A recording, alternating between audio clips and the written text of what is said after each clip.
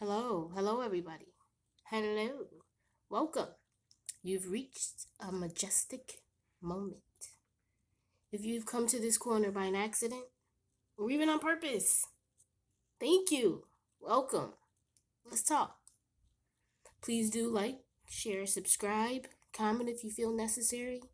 All that keeps the channel going. It keeps the algorithms going. It allows it to populate when people search for specific videos and just keeps the channel going and allows me to continue to bring content to you guys and chat and talk with you guys and allows us to, comment and read each other's comments and just share experiences. So welcome. Thank you once again. Today we'll title this video How to Bounce Back After What You Think Was a Loss. What you may think is a loss is definitely a gain, could be a gain. And I say that because when one door closes, another door opens. And that's a saying that we all have heard. We all know. Our grandmothers have said it, our mothers have said it, we say it, our uncles have said it, everybody has said it, right? So thinking that you're losing something or something has slipped through your fingers or something has allowed you to go without, you have to understand that that's only movement to the left, a swipe to the left to allow something new to come in, something fresh, something better, something different, and through experience, I've learned to allow the universe to just do its thing. Just, okay, God, I'm in this situation now. I don't want to be here, but I'm here, so I'm going to deal with it because I have no choice. But I know that this is moving to the left or this is slipping from my grasp because there's something else that's coming that you're preparing me for, that's better, that's greater, that I can't even imagine potentially, right? So we have to think and we have to know and we have to really digest the fact that just because something now is not in our grasp or not in our reach, that we've lost something, that we've not had the ability to hold on to it, to make it grow, to prosper with it, and a lot of times it's not that. A lot of times it's not that at all. Sometimes it is. Sometimes it is because we're either going through a lesson with holding on to it too tight and the need and the necessity for us to not, or it never was ours in the first place and we were misconstrued mentally with thinking that it was. So these are things that are happening to remind us or to show us that it's not. And I think that the more that we understand this fact and the more that we keep this in the front of our heads, the more that we can even get through life in a more peaceful manner with whatever situation it is that you're going through, whether it's a death, whether it's, the loss of something tangible, whether it's the loss of an emotion, the care for something, the existence of you being somewhere or performing something, whatever the situation is. A lot of times, it's meant for it to not exist anymore, for something else to exist, for the next thing to exist, for the better thing to come along, and it's imperative. It's imperative for life, for people to grab this, to understand this. Like, it's hard. It's hard only because people are set in their ways. I'm sorry if you hear some talking in the background. A few of my neighbors are coming out of their door and leaving. But it's imperative. It's very imperative because it's the only thing alongside our emotions that allows us to get through it. I mean, if you didn't deal with your emotions, if you didn't allow yourself to be happy when you needed to, if you didn't allow yourself to be sad when you needed to, glad, angry, all the emotions and different feelings that we all go through, right? If those weren't allowed, how would you get through life? How would you deal with all the different circumstances you're forced to deal with, all the different people, all the different personalities? How would you get through that? You would either be just emotionless and numb to the world, not care, no love given, no love taken, just blank man, just blank man, right? And that's not even humanly possible because you can fake the funk as long as you want, but eventually the real is going to expose itself. And if not from within, from yourself, from other people. Like you think that you're hiding or you're masking something and everybody sees it but you. And if everybody sees it, you see it too. You just don't want to pay attention to it. You don't want to accept it. So, it's very imperative for us to get through life and to get through just circumstances that we're forced to go through with these factors. And it's all about just, your perception on life and just how you want to be. You can make yourself be however you want to be.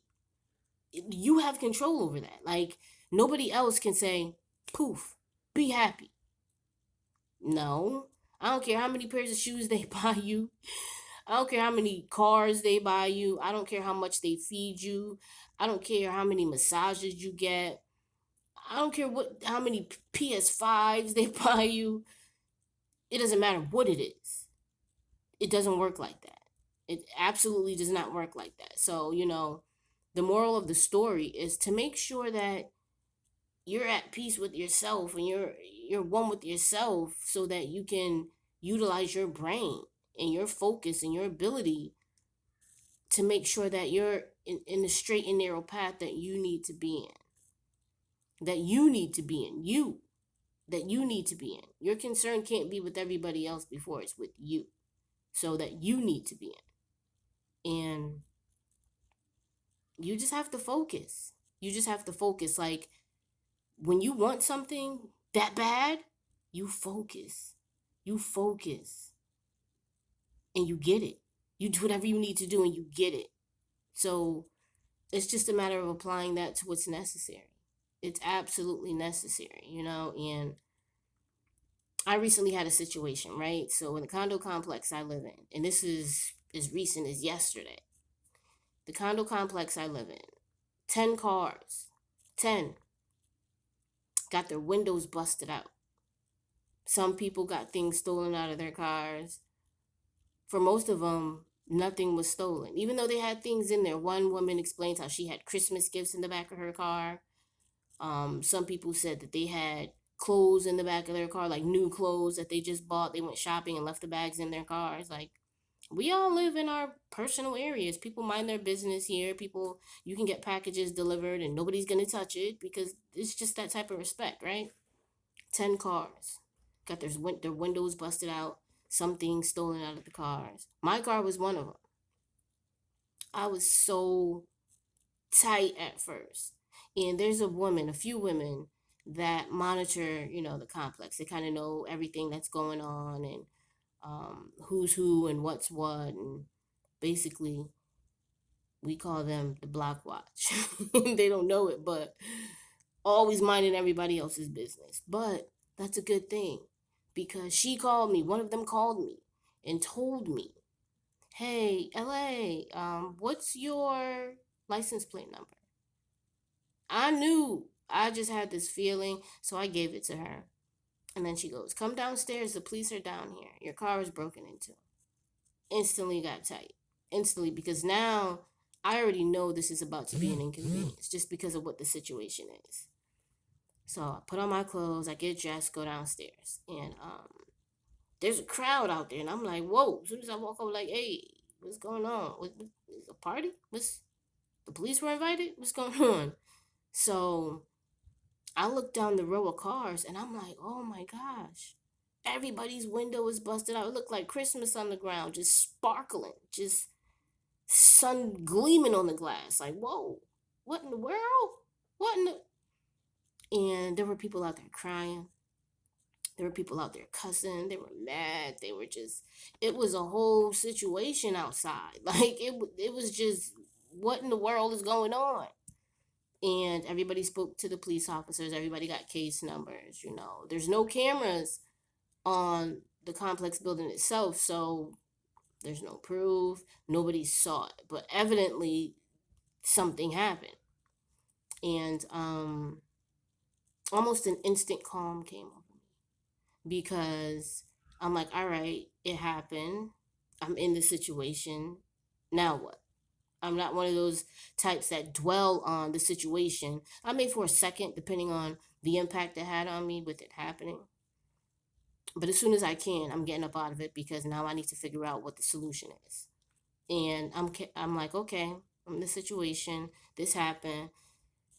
My window is out. Like, and the messed up thing is, like, I don't have tinted windows because I don't need people trying to see what's in my car or trying to see who's in it. Like, if you can see, you don't want to see. It's weird how it works.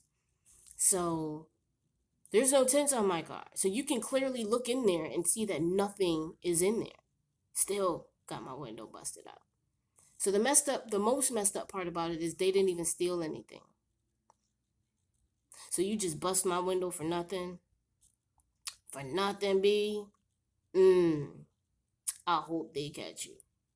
I hope they catch y'all.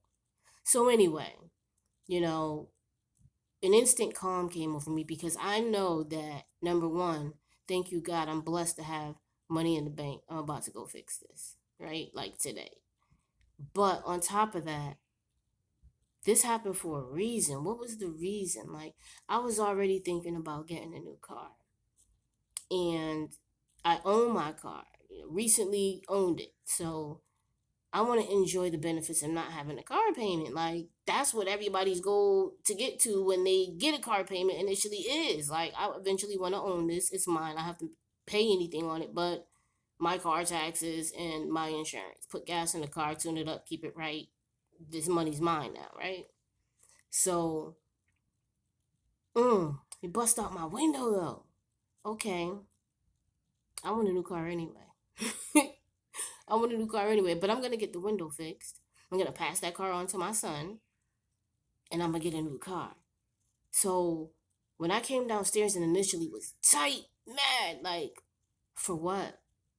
That happened because there's a process that's going on that I'm not even aware of because I'm focused on the issue and what's wrong as opposed to what the process that's actually happening and going on is. So, and I've gotten into an accident in this car. I had the fender bumped off, hit off, knocked off twice. Not from me, from other people, twice. But I got this car when it was brand new. Brand new, 0 miles. They bought it to me. Those were the only miles that were on it. They bought it to my house.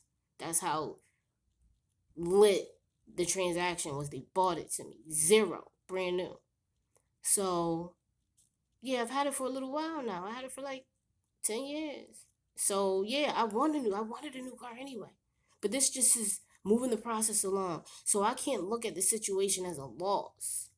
I can't look at this situation as something that slipped through my fingers that I had no control over or that I did have control over. Either way. I can't look at it as that because the crazy thing about it, right, is I posted it on one of my social media sites just to be like, hey, it's crazy. I came downstairs to my car and look.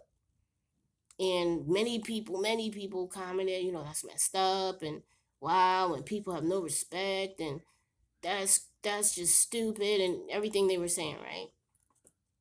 I had 5 different people cash at me that I didn't. I just kept hearing the ding, the ding, the ding, the ding, the ding, right? So I go and look, and I'm like, oh, thank you. Like, mm. Mind you, I'm not gonna go through my insurance because why pay a deductible for something that's gonna be less than the deductible? So, one of my guy friends who owns a mechanic shop and is excellent at what he does, I call him up like, hey, listen, I'm coming through. This will happen. You got me? Yeah. All right. So, I go to him and drop my car off, and he's gonna do what he does, right? Not only did I get those cash apps, but I got a message from my dad because apparently he saw the post and was like, I'm gonna pay for your window. Call me. Matter of fact, I gotta call him after this video, but call me. Like, look at the blessings that just came behind that. And I didn't even ask for anything. My intention with putting that post up wasn't even for that. Like, the people that cash at me that money, because I'm also a massage therapist, are people who were prior clients, current clients, who already had that information. Like, look at God. Whoa. And daddy's going to pay for the whole thing anyway. So you have to not look at things, as losses a lot of times. You have to look at the process of something that you're already trying to manifest and the outcome of the situation, because something greater is coming. And this was just a quick video that I wanted to, record. I'm on my way to the grocery store, and one of my friends is picking me up real quick. Go to the grocery store. Shout out, hey, thank you. And I got on my street clothes, my hoodie, and no hat. So just kind of wanted to drop in real quick and just, let you know within this majestic moment that don't look at everything that you lose as a loss. Look at it as a gain. As a gain. Because there's already something manifesting. You just aren't recognizing and paying attention to where you are in that manifestation. Because it's all purposeful. It happened like for a reason. For a reason. Pay attention to everything. Look at the whole equation. Look at the everything. Everything before the equal sign, everything after the equal sign. Look at the whole thing. A blessing came from that. A few blessings came from that. Not to mention, I'm in the process of getting a new car. Like, this just solidified the whole, But keep pushing. Stay positive. Stay positive. Every time something happens to you, don't look at it as a bad thing happening. Sometimes it's a good thing because the great thing is coming, and you needed that prior thing to not exist for the next thing to come along. That's how it works. You can't compile things sometimes. Sometimes it needs to have its own space, and you have to allow it. You can't get all up in arms and flip out and express and expend and expel emotions wastefully because it changed on you. Because you can't control it and manipulate it